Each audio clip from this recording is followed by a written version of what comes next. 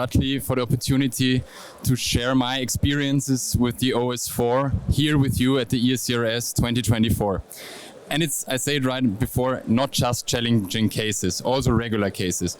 And therefore, I selected different cases with different difficulties to just show my style of operating and what I have experienced with the OS4.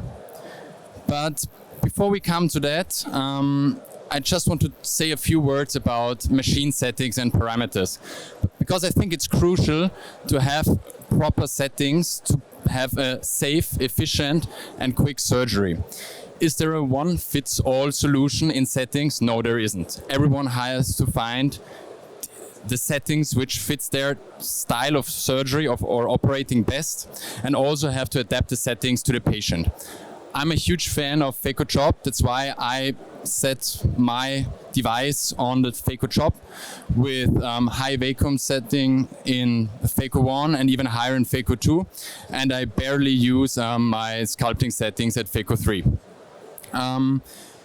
You might have seen that I have the SPEEP mode activated in all my settings. The SPEEP mode is a special mode in the Oertli devices, which allows me to control the peristaltic pump like a Venturi pump, meaning that I can control the vacuum directly via the foot pedal and have a very quick and efficient surgery procedure.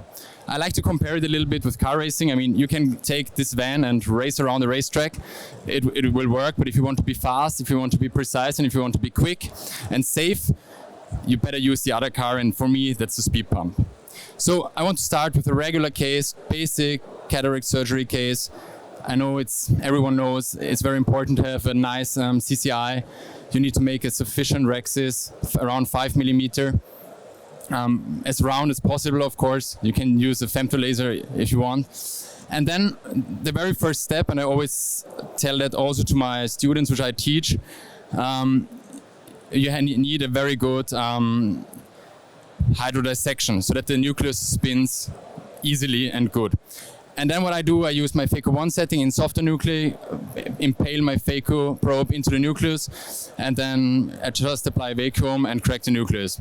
Then you spin it around, and you're doing this as often as you want to make the nucleus as small as possible. Step to a higher, to phaco 2 mode with more vacuum, and use all the fluidic systems to save as much phaco energy as possible and to safely remove the nucleus. What you might have witnessed, I try to turn around also my bevel, so I go side bevel when I get for the pieces, because it's more safe and we get better occlusion, and so the vacuum is, you get easier higher vacuum rates and quicker. You can see that the chamber is perfectly fine. It's very stable, even though I'm using 550 vacuum. I have my bottle at around 110 in those cases, and this works very effectively. So for IA, I have more moderate settings. I think it's safer for me because sometimes you have small pupils, and so you are somehow blind looking for that cortex. And I think it's easier or more safe when the vacuum rise is not so fast, so that you see more what is happening at the anterior rhexis or the capsular bag. So at the end, you just implant the lens. I like to show you this video just because it's a more dense nucleus. I start with phaco 2 right away. And what I like about this video is if you get the right spot at a more denser nucleus and you don't use too much phaco energy, just by impaling that nucleus leads to a crack in the nucleus. It's like using an axe and you cleave that nucleus. And I slowed this part down for you then. Unfortunately, the air bubbles hide a little bit that fact. But right now you see there's a crack already happening, and I just have to go in there with my second instrument and break it up. And yeah, I wanted to share that with you because I really like this when it happens. It's very satisfying for me. The same again here, because then you know you're at the right spot and you did everything correctly. So again, just go into the nucleus, apply vacuum, just be easy with that, don't force it, don't push it, just use the vacuum and a little bit of phaco energy to impale the nucleus. So, of course, you can use the same technique in eyes that you did femtolaser procedure first with capsular rhexis and nuclear fragmentation. Here it is, of course, especially easy because you just have to go into the nucleus. You have the cracks already formed. Just go in there with the second instrument and break it up. This is, by the way, a very nice method if you want to learn phaco job to perform femtolaser nucleus fragmentation first, because you see where you have to go and how deep you have to go. Yeah, and then it's just regular surgery again. This case is a very soft nucleus. Sometimes, like in this case, I couldn't manage a sufficient hydrodissection. It wouldn't work the way I wanted. And so I decided to do also hydrodelineation. And this is my way also to go for very soft nuclei. So I do a hydrodelineation and try to free that endonucleus from the rest. And then you go just with phaco 2, no energy needed. You can just remove the endonucleus, then you have more space. And I think it's very safe if you don't apply any phaco energy to just go for that epinucleus and remove it that way. Sometimes it's twisting around like a snail. Sometimes you have to move your hand a little bit. And yeah, you can remove this very easily a soft nucleus with that without using any phaco energy, any grooving or anything else. Yeah. You see the chamber is very stable. The posterior capsule is not moving. So it's a very controlled and safe procedure like that. The next case is a more difficult case. This patient had a very long eye with like 32 millimeters, white intumescent cataract, also starting to become more Morgani cataract.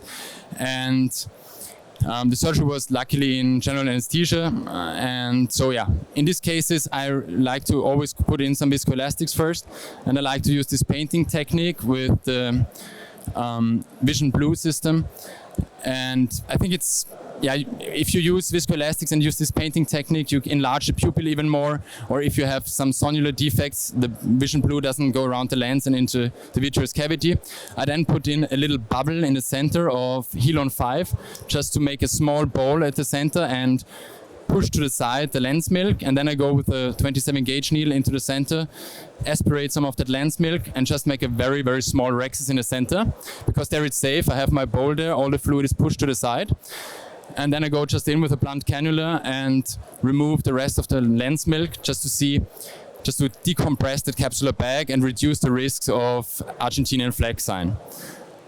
I then spin around the nucleus a little bit, get all the lens milk out, get a rhexis scissor and then a forceps again, and just increase my rhexis size to a sufficient size of 5 millimeter. Right now there's a very dense nucleus actually is still in the bag moving around. So in this case, a horizontal chop technique is the way to go, because you don't need so much lateral stability in horizontal chop. And while doing this, I saw a small lens fragment swimming around in the vitreous cavity. So I was thinking about sonular dialysis in some place. Also the posterior capsule was moving a lot. It's a large eye. So I just instilled a little bit of dispersive viscoelastic to stabilize the bag, and then just very cautiously kept on removing those fragments. And right now you will see here is a small sonular dialysis. That's why I like very moderate settings in my irrigation aspiration. And yeah, it's very important in such cases that you always stabilize the anterior chamber before you go out with an instrument, because vitreous can come anteriorly over that sonular dialysis. I then decided to implant a capsular tension ring. I like doing this bimanually because it reduces, in my point of view, the risk of getting stuck with the leading edge in a fold and then like destroying the rest of the sonulars. Right now there's a device with like 2 edges, so you can do it with one hand. Yeah, and then I implanted just a lens.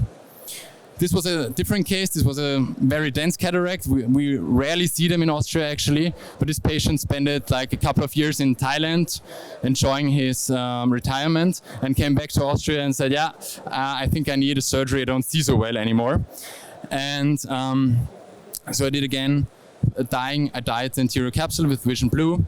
And I think especially in very hard cataract, it is important to have a large rhexis size, at least 5 millimeters. It makes the rest of the surgery much easier for you. So yeah, Callisto system comes very handy in such cases because you can project the rhexis size on that.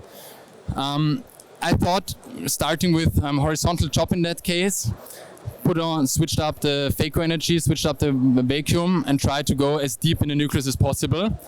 At this point, it was like I couldn't go any deeper, so I tried my first chop there, which was not, as you can see right now, not very efficient and not all the way through. So I spinned the nucleus and put on my sculpting mode and made a little groove. So it's like a stop and chop technique without breaking the nucleus like that. I just debulked it a little bit and now impaled the nucleus again, more peripheral, more deeper.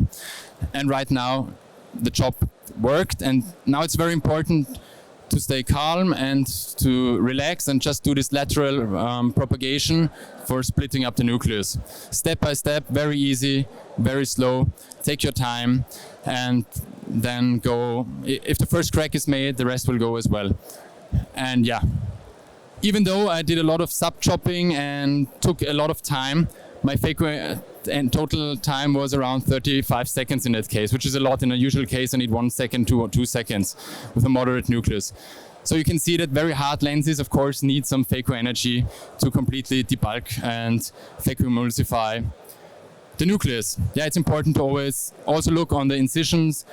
If you stay on the paddle the whole time, and especially if you have also dispersive viscoelastic in the anterior chamber, you have caramel, so it produces a lot of heat, and which can lead, of course, to a phaco burn. So take your time in those cases, let the phaco probe cool down as well. Use, go away from continuous phaco mode, use burst mode. Yeah, that's the go to. This is not a challenging case considering phaco surgery, but I like the case. This patient had a congenital coloboma. Luckily for her, the macula was not involved, so she had pretty good vision. And she wanted to have cataract surgery, and she also wanted to have her coloboma corrected due to aesthetic reasons. And yeah, she had some astigmatism, so I decided to go for a toric IOL, straightforward cataract surgery. Implanting a toric lens. Again, a digital system comes in very handy for putting the lens on the right axis. And of course, you have to remove the viscoelastic from behind the lens. You have to put in some myocol to bring the pupil down, and then I started for correcting the pupil. I made some more paracentesis. You need one paracentesis to bisect the iris defect. And if you have a second instrument, like a microforceps, that's very good because you can move the iris around and move the iris to your needle. Back then we just had like straight needles, the STC6 needle. So in some cases you have to bend it so you have enough space to come through the paracentesis. There is also a bent needle, a curved needle, a CI4, which is easier to handle. And I prefer that one actually. You do then like the Zipser sliding knot. You can just do 4 loops. That's the Agawal technique if you want to do that. However, I like more the 3-to-1 knot technique. So you get this loop again through the eye and you make like 2 or 3 knots. And yeah, suture the pupil. So here it's important that you always have a nice overview about the sutures, you know, which one you're pulling, that they lie nicely next to each other, because if you do it the wrong way around, you can get like little loops inside the eye and you can't pull so hard to remove that loops. I decided to go for another suture here. It's also important if you externalize the needle that you use like a 25 gauge cannula, a blunt cannula, but you must not pull out the needle with the cannula. It's much more controlled if you go with the needle driver and do this. So second knot, I close the pupil down, and what you will see next is that the pupil size is now smaller, however the pupil is not centered.